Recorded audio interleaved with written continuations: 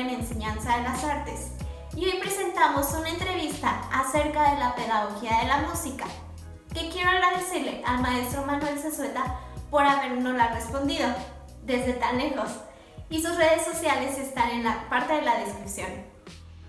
Muchas gracias a Mariana Graciano por haberse comunicado con nosotros para este trabajo de su escuela, que es de verdad algo muy importante.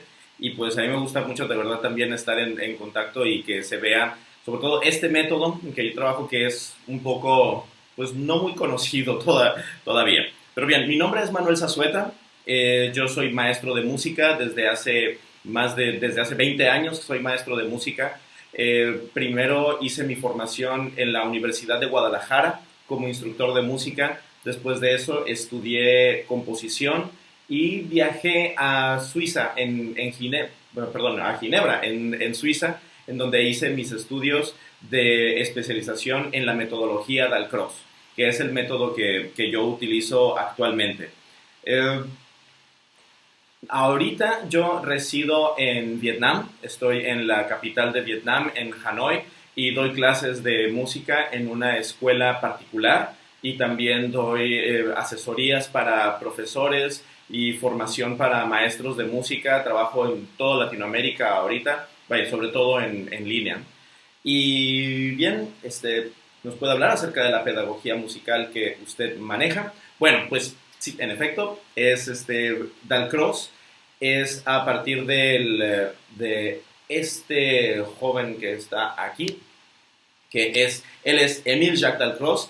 Él es el que empezó la metodología. Lo que pasó con él fue que cuando empezó a dar clases en el conservatorio, él se dio cuenta que sus alumnos tenían serias deficiencias en cuanto a poder imaginar la música. Cuando ellos veían la música escrita, tenían que tocarla en el instrumento porque si no, no sabían cómo sonaba.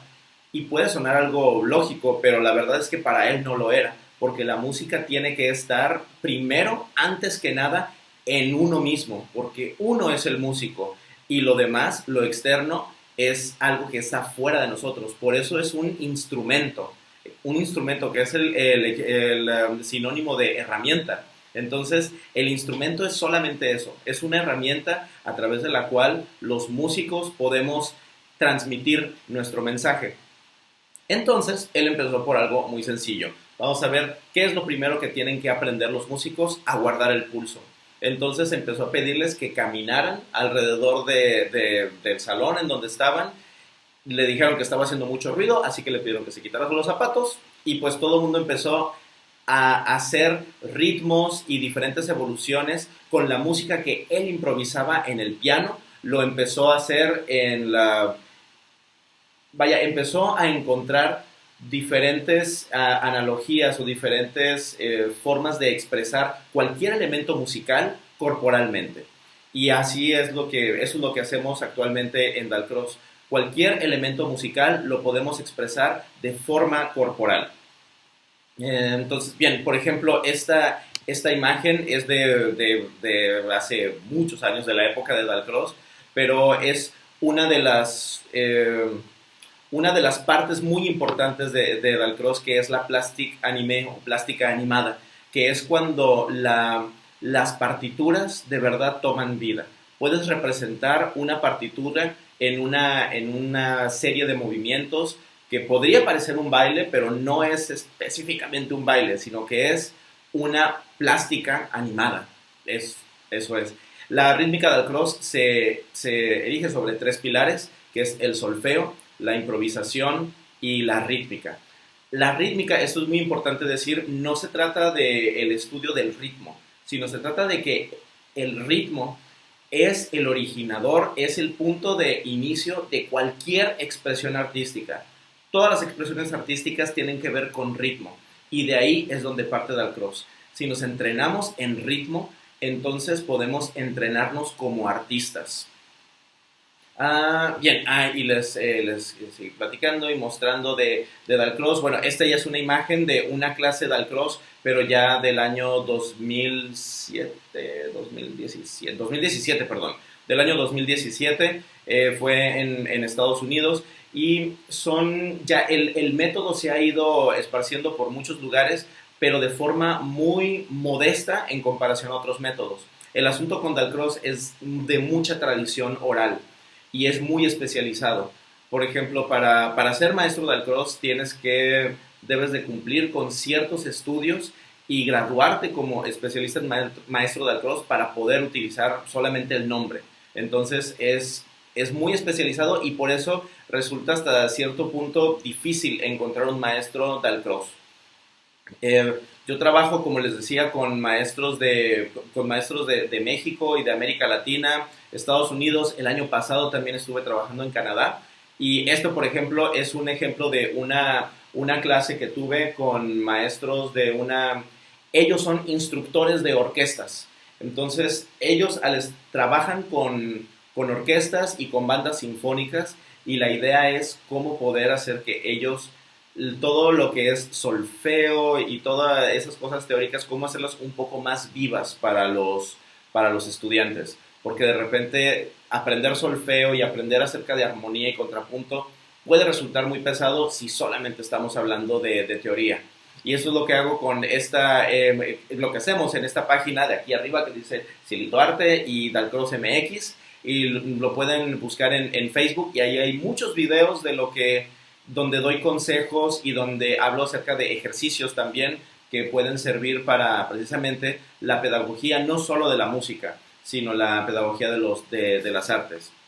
Ahora, me preguntaba Mariana que cuál es el pedagogo que trabajo más. Obviamente, como ven, hablo muchísimo de Dalcroze y ese es mi punto principal, pero de cualquier forma yo incorporo elementos de Suzuki, de Kodály, de Orff y de Willems. Siempre los estoy incorporando porque no se trata de trabajar uno y dejar a los demás de lado. No se trata de establecer una franquicia y ya hacerlo, sino de hacer nuestra educación más rica. Entonces, por eso siempre, aunque Dalcroze es el camino por el que yo voy, de todas formas me doy la oportunidad de incorporar elementos de los otros pedagogos del siglo XX, como les digo que son Kodály, Suzuki, Orff, Willems, de todos. Incluso, vaya, no tienen que ser músicos para que tenga una relevancia al quehacer musical o al quehacer pedagógico que yo tengo con mis alumnos.